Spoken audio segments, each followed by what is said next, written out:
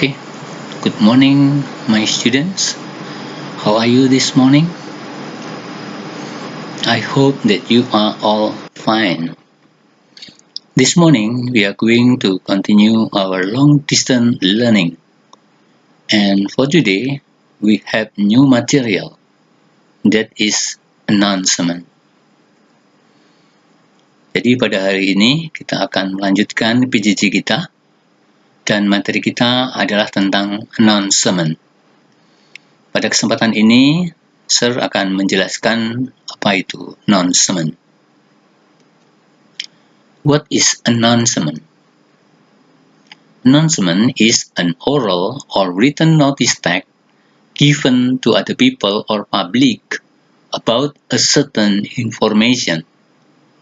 Pengumuman adalah tag pemberitahuan, baik secara lisan maupun tertulis, yang ditujukan kepada orang lain atau khalayak umum mengenai suatu informasi tertentu.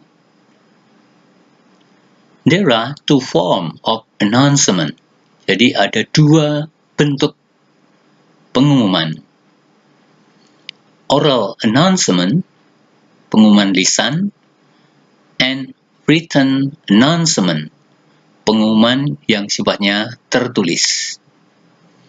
Pengumuman lisan itu yang disampaikan secara lisan, biasanya menggunakan loudspeaker.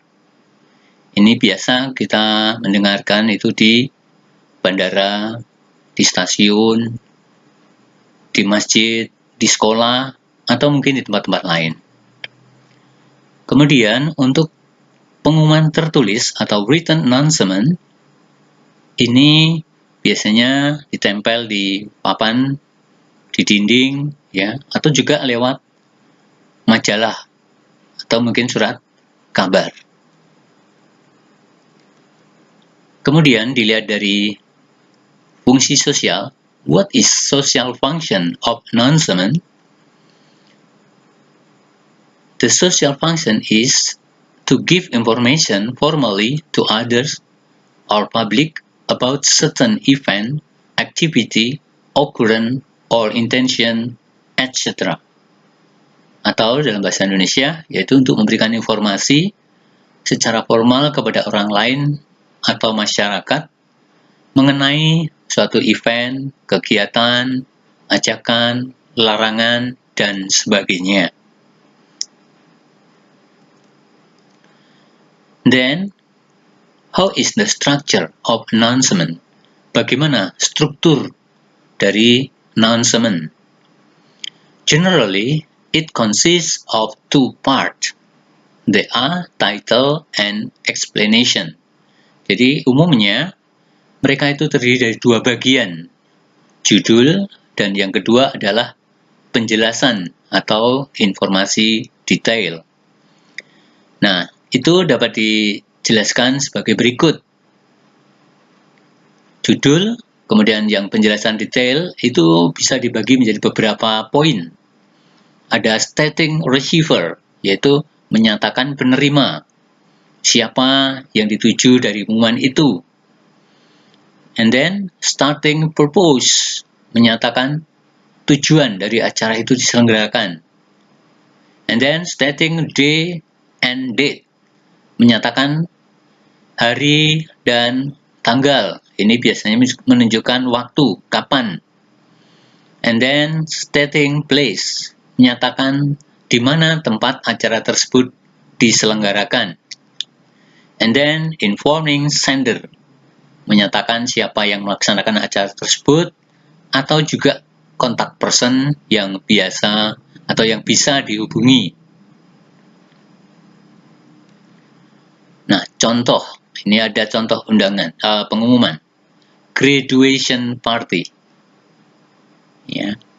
Please join us in celebrating the graduation of class 2017. Dan sebagainya. Di sana kita bisa melihat stating purpose-nya. Oh, tujuan dari announcement ini adalah perayaan graduation party. Kemudian, kalau kita lihat stating day and date-nya, kapan itu? Saturday, September 17, 2017. Stating place. Oh, tempatnya di mana? SCBD Hall, Jalan Hasanuddin, number 50, Tangerang City. And then informing sender. Ya, dari pengumuman di atas, informing sendernya adalah Febrina dengan nomornya 081414141444. How is the language feature? Bagaimana dengan ciri kebahasaan? Announcement mostly use simple present and simple future. Jadi, umumnya untuk pengumuman itu menggunakan tenses simple present dan simple future. Nah, di samping itu perlu diperhatikan dalam bahasa untuk pengumuman umumnya adalah menggunakan attractive language, bahasa yang menarik, encourage people to read or listen, ya, mendorong orang untuk membaca atau mendengarkan. Short, just important point, tidak bertele-tele, ya, pendek ya. Clear, the information is clear, informasinya jelas. Understandable, dapat dipahami. Jadi bahasanya salah satunya juga mudah dipahami untuk pengumuman. Then the kinds of announcement, macam-macam pengumuman. Pengumuman itu ada banyak macamnya. Ada yang sifatnya public service announcement, jadi pengumuman untuk tempat-tempat umum berkaitan dengan pelayanan umum. Ada juga high school graduation announcement, pengumuman kelulusan. Ada job announcement, ada pengumuman tentang pekerjaan. Ada promotion announcement, pengumuman promosi. Ada obituaries announcement, pengumuman orang meninggal. Missing person announcement, pengumuman orang hilang. Marriage and wedding announcement, pengumuman untuk pernikahan. Event announcement, pengumuman kegiatan. Canceling a program announcement, ada juga pengumuman untuk penundaan suatu acara, dan lain-lain. Lalu, how to make an announcement? Bagaimana kalau Anda harus membuat suatu announcement, suatu pengumuman? Ada 4 hal yang penting. Yang pertama adalah tentukan tujuan pengumuman atau peristiwa apa yang akan diumumkan.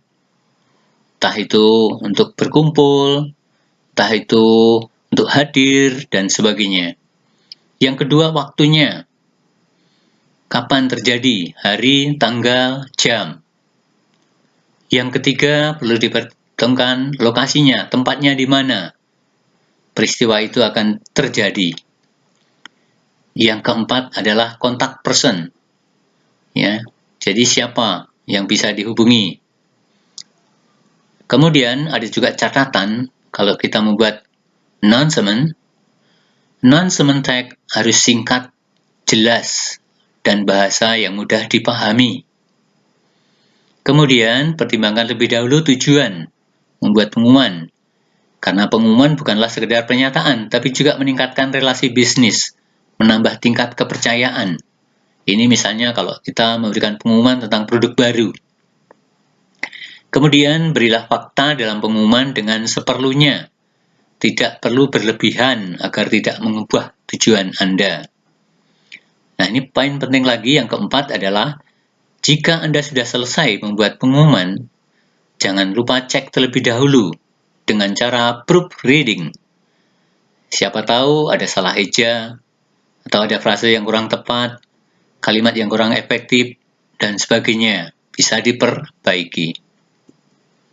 Mungkin itu yang bisa saya tekankan, saya tambahkan terkait dengan materi announcement. Thank you.